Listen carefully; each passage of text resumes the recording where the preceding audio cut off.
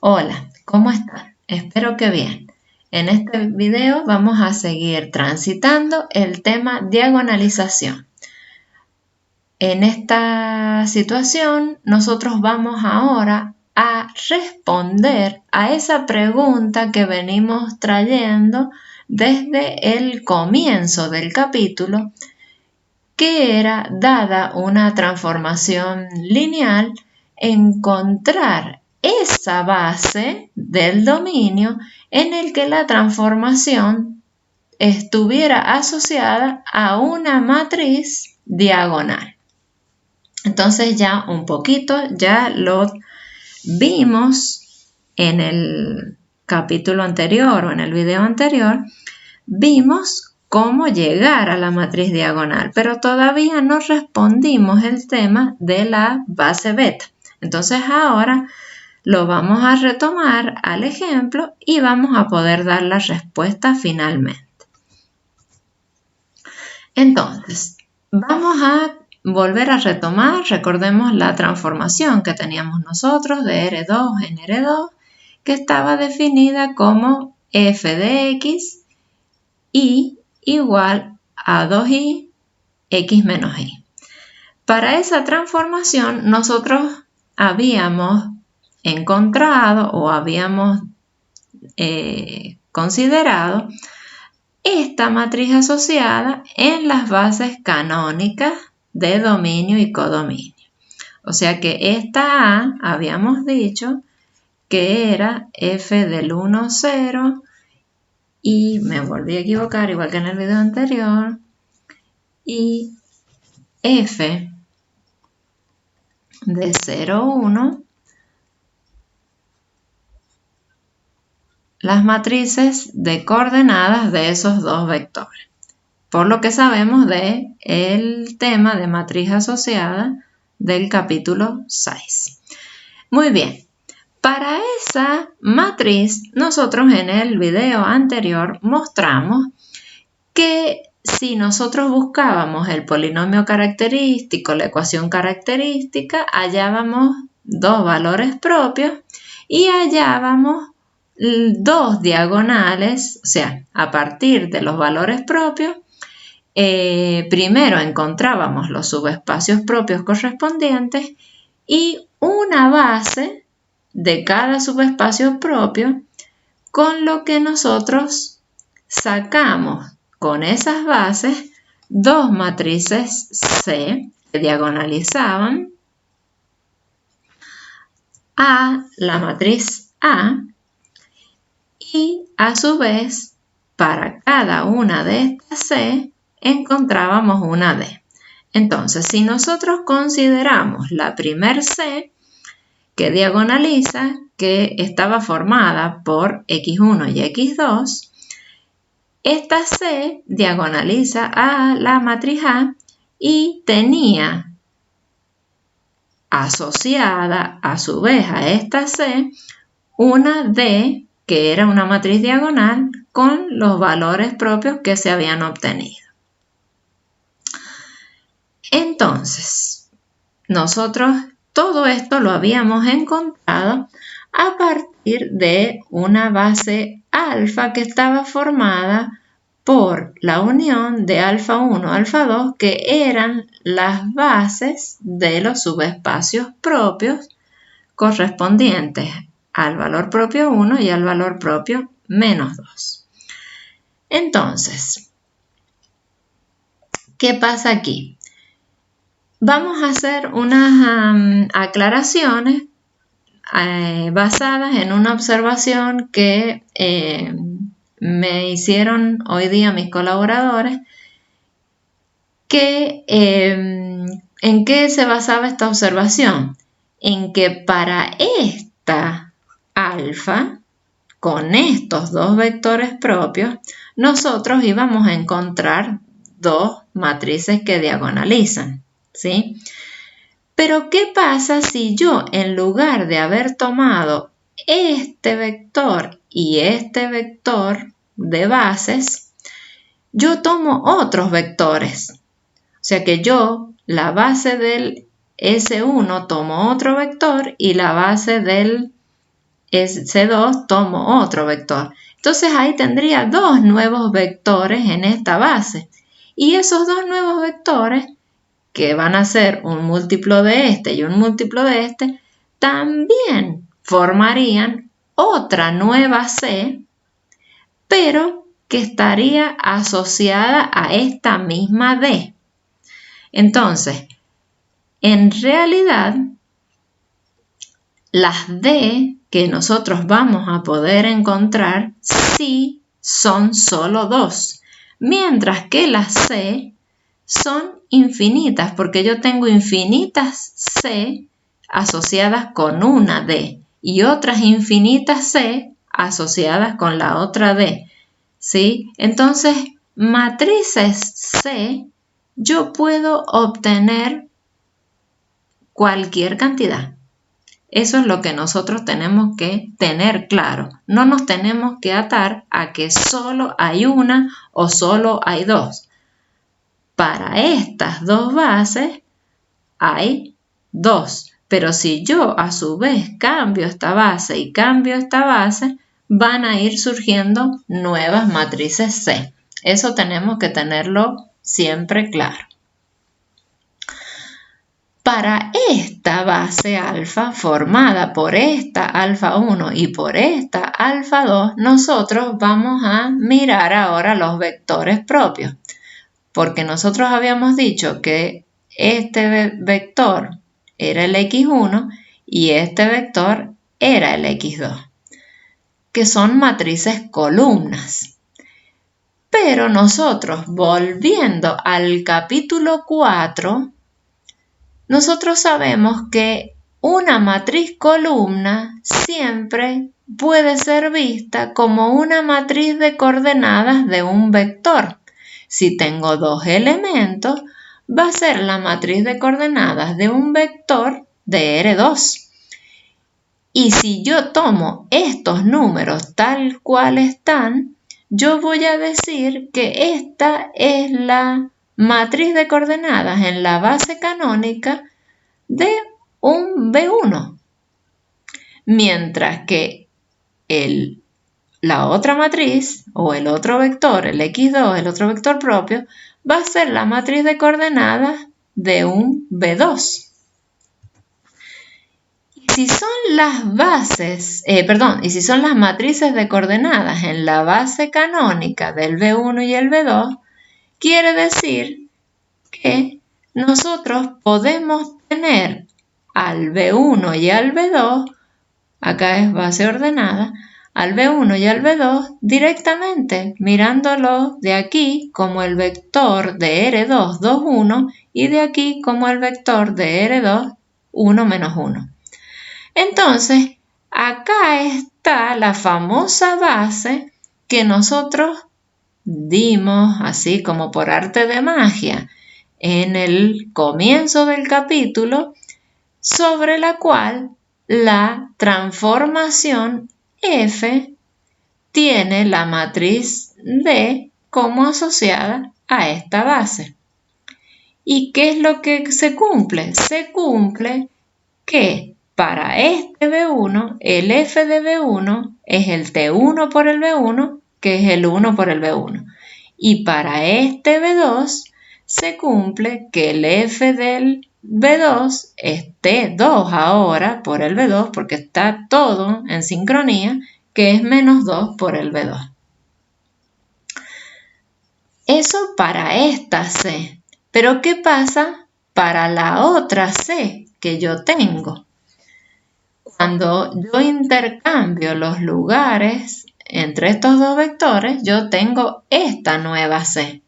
Entonces ahora la C era 1 menos 1, 2, 1, que también diagonaliza A y que esta está en correspondencia con esta nueva diagonal, que es también el intercambio de lugares de los valores propios que yo tenía aquí. Si yo intercambio estos valores propios, obtengo esto que tengo acá. Esta matriz diagonaliza es diagonal semejante a la A. Entonces, yo ahora voy a considerar una base de M2 por 1 en función de este orden de vectores.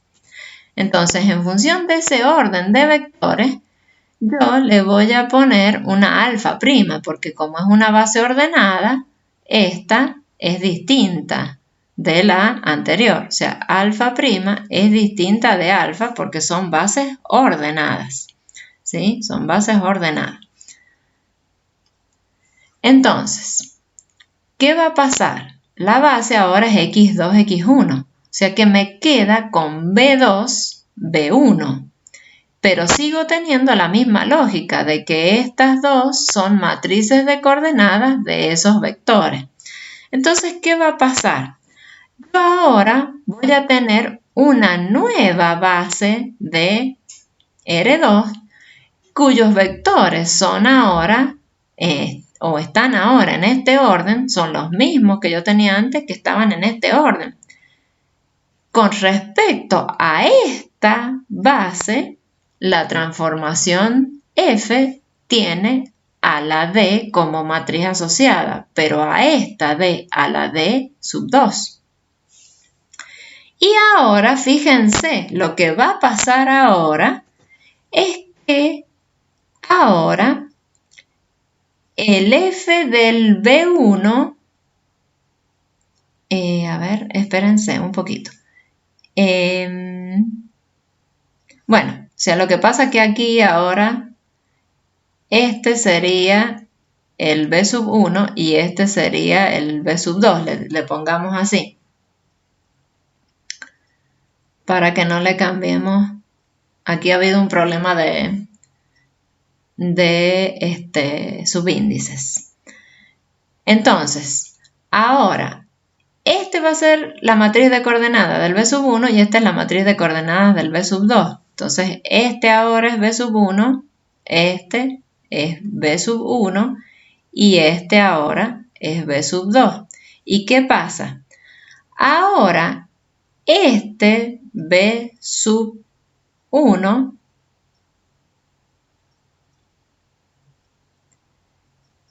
a ver, espérense, el B sub 1 está efectivamente con el menos 2, que es el que estaba acá arriba. Y el B sub 2 es el T1 por el B sub 2, que es el numerito que está acá abajo, que ahora es el 1. ¿Sí?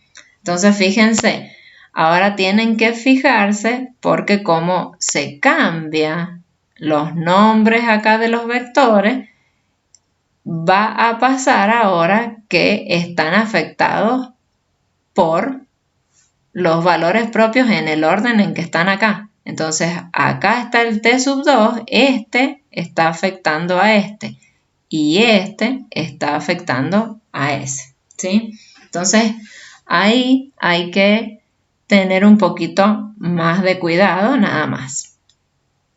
Bueno, entonces ahora, ¿qué fue de la respuesta aquella de cómo hallar la base beta? La hallamos de esa forma, en función de cómo estén las columnas de la C.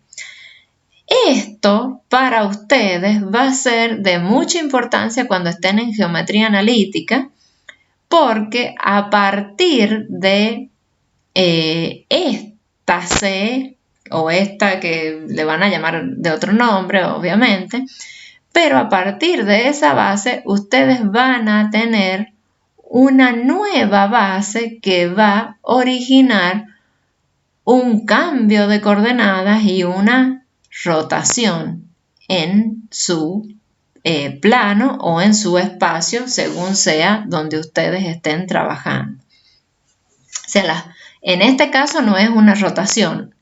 Ustedes van a buscar la matriz de rotación de esta forma. O sea, eso es lo que van a hacer ustedes en geometría analítica. En geometría analítica van a buscar una matriz de rotación a partir de una matriz que va a ser de A en aquel contexto y que esa matriz A va a salir de una ecuación de una cónica o de una ecuación de una cuádrica, que en su momento se les explicará cómo sale esa matriz. Pero el trabajo que se hace a partir de esa matriz es este trabajo que nosotros tenemos acá. Así que próximamente en geometría analítica van a empezar a emplear este trabajo. Muy bien, entonces ahora lo que vamos a ver son dos ejemplos más para analizar la situación cuando tenemos valores propios repetidos. Entonces, por ejemplo, supongamos que yo tengo esa matriz. Es una matriz que tiene orden 3 y que tengo 3 valores propios, un T1 y un T2 y T3, pero el T1 es 0 y T2 y T3 se repiten. Y me está diciendo que esa matriz no es diagonalizable. Vamos a ver por qué no es diagonalizable. Yo acá les voy a contar que para T1, porque lo vamos a dejar corroborado, para T1 igual 0, vamos a encontrar el S de T1, que van a ser los X 3 por 1, tal que A menos T1 por I por X igual a 0, nos queda como los X y Z tal que. ¿Qué matriz nos va a quedar? Fíjense, si acá yo tengo 0, 0 por la identidad me queda 0, o sea que me queda la misma matriz. Acá me queda esto mismo.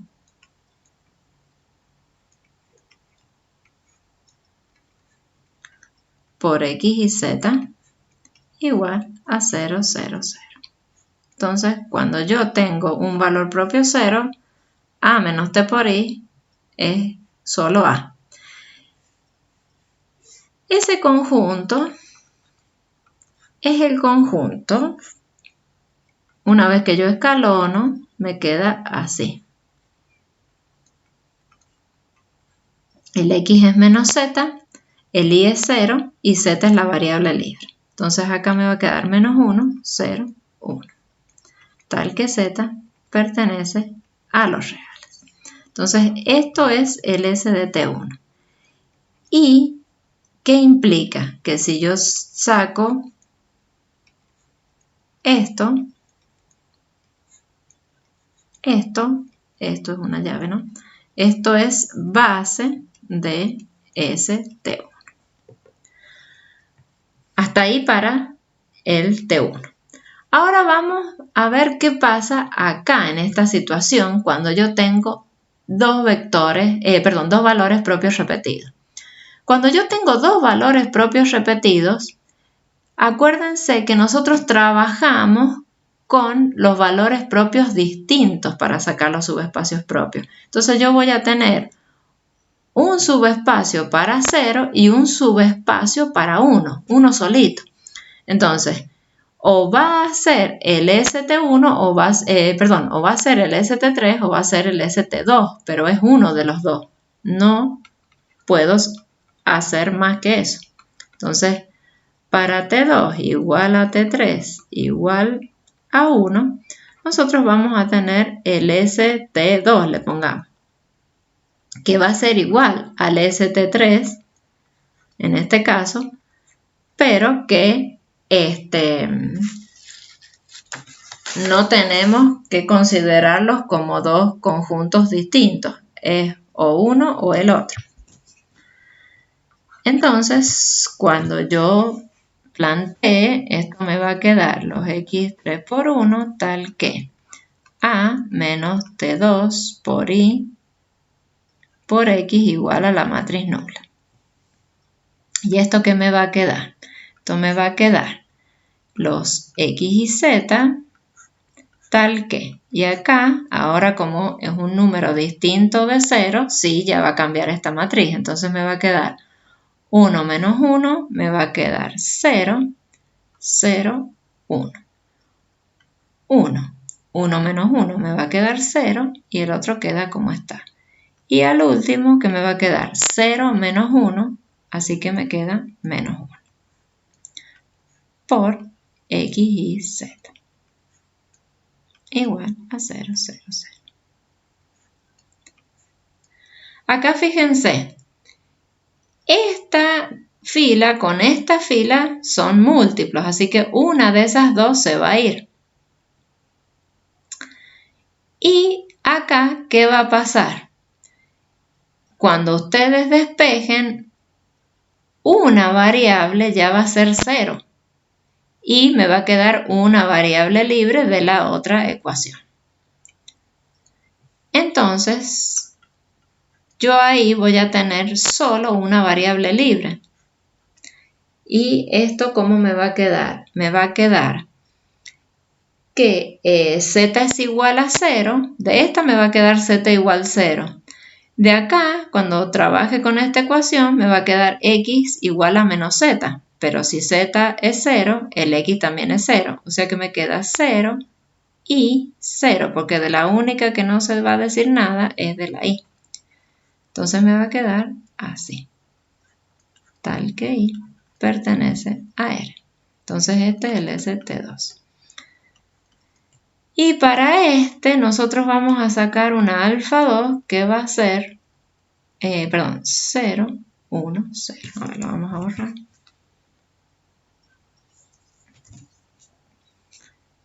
0, 1, 0.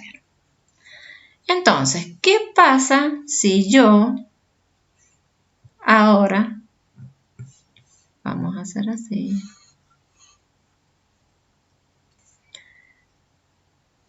¿qué pasa si yo ahora hago la unión alfa igual a alfa 1 unión alfa 2? Va a estar formada por el menos 1, 0, 1 y por el 0, 1, 0. Entonces, en el procedimiento que ustedes tienen en vamos a borrar esto. En el procedimiento que ustedes tienen en el apunte de cómo trabajar y cómo analizar si la matriz es diagonalizable o no, ¿qué está pasando aquí? Hay un paso que nos dice que tenemos que analizar el cardinal de alfa. El cardinal de alfa en este caso es 2. Si el cardinal es 2, esto nos está diciendo que alfa no es base de M3 por 1, por más que esté contenido en M3 por 1 y por más que esos vectores sean linealmente independientes. Pero alfa no es base de M3 por 1. Porque tengo menos vectores que el orden. Acuérdense que a mí me decía que la matriz era diagonalizable si yo tenía tantos vectores linealmente independientes como el orden de la matriz.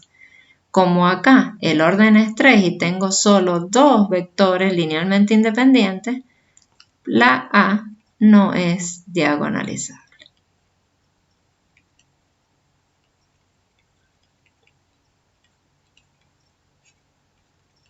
¿Sí? Cosa que hay que ver que no va a pasar así, por ejemplo, en este otro caso. En este otro caso, yo tengo una matriz B que tengo una situación parecida. Tengo un valor que no se repite y 2 que se repiten. Pero acá sí es diagonalizable. Entonces vamos a ver cómo es esta situación. Entonces vamos a ir para el T1 igual a menos 1. Vamos a tener que el ST1 van a ser los X3 por 1, tal que B ahora, porque la matriz ahora se llama B, B menos T1 por I por X sea igual a la matriz nula. Eso es lo que yo voy a buscar. Entonces, esto va a ser los X y Z tal que. ¿Qué matriz nos va a quedar aquí? El valor propio es menos 1, así que yo acá tengo que tener 1 menos menos 1, ¿sí? Porque este es menos 1. Si ustedes quieren, para que no se confundan, en estos casos de valores propios distintos, valores propios negativos, yo aconsejo hacer esto. Si este es menos 1, menos con menos se me hace más. Entonces yo ya directamente digo B más la identidad por X igual a la matriz nula. Entonces yo aquí, yo sé que tengo que sumar 1 en todos los elementos de la diagonal. Entonces me va a quedar 1 más 1, 2, 0, 0. 0, 1, 1, 0, 1, 1. Por X y Z igual a 0, 0, 0. Entonces, ¿esto qué nos va a dar? Fíjense, esta fila y esta fila son iguales, así que esa fila se va a ir. Acá me va a quedar 2 por X igual a 0, o sea que la X es igual a 0. Y de aquí me va a quedar que Y es igual a Z o Z es igual a menos Y, una de las dos. Entonces, ¿cómo nos va a quedar esto? Esto nos va a quedar así. Nos va a quedar como 0 menos Z y Z. Y eso es igual a Z por 0 menos 1, 1. Tal que Z pertenece a R. Este es el ST1. Y de aquí va a salir alfa 1 igual al 0 menos 1, 1. Esta es la base de ST1. Ahora vamos a ver qué pasa para T2 igual a T3 igual a 1. Entonces, el ST2 va a ser igual a los X3 por 1, tal que B menos 1, aquí ya directamente puedo decir B menos la identidad por X es la matriz nula. Porque acá tengo un 1. Entonces, ¿qué me va a quedar aquí? Me va a quedar los X y Z tal que. Entonces yo voy a restar ahora 1 en todos los elementos diagonales. Entonces me va a quedar 1 menos 1, 0. Después me va a quedar 0 menos 1, 1. Y 0, 1 menos 1. ¿Qué va a pasar aquí? Vayan mirando qué situación vamos a tener. Esta fila ya se hizo 0 y de estas dos que son múltiplos se va a hacer 0 la otra. Entonces, ¿qué tengo acá? Acá yo voy a tener rango 1. 3 menos 1, 2. O sea que yo voy a tener dos variables libres y por ende la base va a tener dimensión, o sea, va a tener cardinal 2. Entonces, el ST2... Entonces, ¿qué forma va a tener? Va a tener X, Z, Z. Tengo dos variables libres. Entonces va a ser X por el 1, 0, 0 más Z por el 0, 1, 1. Tal que X y Z pertenecen a los reales. Entonces de aquí, ¿qué es lo que va a pasar? La base de este espacio está formada ahora por dos vectores. Entonces voy a poder lograr, junto con estas, voy a poder lograr alfa igual a la unión, que va a ser 0 menos 1, 1, 1, 0, 0 y 0, 1, 1. ¿Sí? Entonces, ¿qué va a pasar? El cardinal de alfa es igual a 3.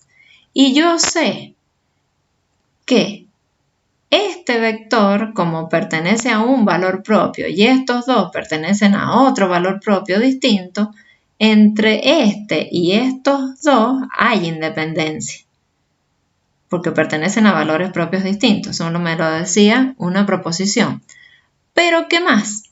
Estos dos, como están en una base, también son independientes. O sea que los tres son independientes y entonces yo ya sé que alfa es base de M3 por 1. Entonces de aquí, ¿qué es lo que va a salir? Que la B es diagonalizable. A ver, me quedo chico. Entonces, por lo tanto, de aquí, de estrellita, entonces de estrellita, la B es diagonalizable. Entonces, ¿qué pasa? Luego, al menos una C podemos decir que existe. Entonces, luego, existen. ¿Quiénes existen? Una C, matriz, ¿sí?, formada por estos vectores de la base, que son los vectores propios. 1, 0, 0 y 0, 1, 1. Esta es la que diagonaliza a la matriz B. Y también existe la D, una de las D, porque hay varias, pero yo voy a dar una. Entonces, aquí a tener ojo. Este primer vector era el de esta primera base y era el de ¿quién? El del T1 igual a menos 1. Así que acá tendré menos 1.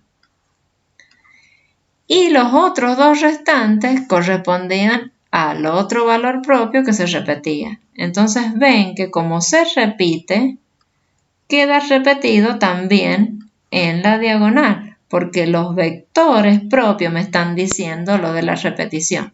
Entonces esta es la diagonal semejante.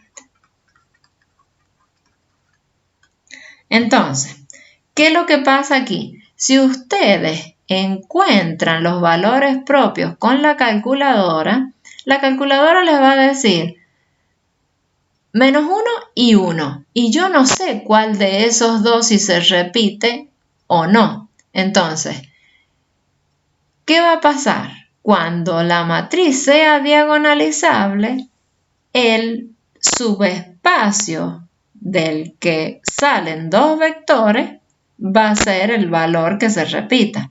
Mientras que en este caso, por más que se repitió el valor propio, no aparecieron los dos vectores, o sea que la matriz no es diagonalizable. Entonces, estas son las distintas situaciones que nosotros podemos tener. Valores propios distintos sería el caso ideal. Ahora, cuando tengo valores propios repetidos, yo tengo que prestar atención en cuál de los subespacios tengo más de una variable libre para poder ver si se pueden juntar los n vectores linealmente independientes. Muy bien, entonces hasta aquí dejamos la parte de la diagonalización simple que quedaba y ahora vamos a empezar a trabajar en los videos que siguen con la diagonalización más importante, que es la diagonalización ortogonal. Bueno, entonces en el próximo video los estoy viendo o los estoy esperando.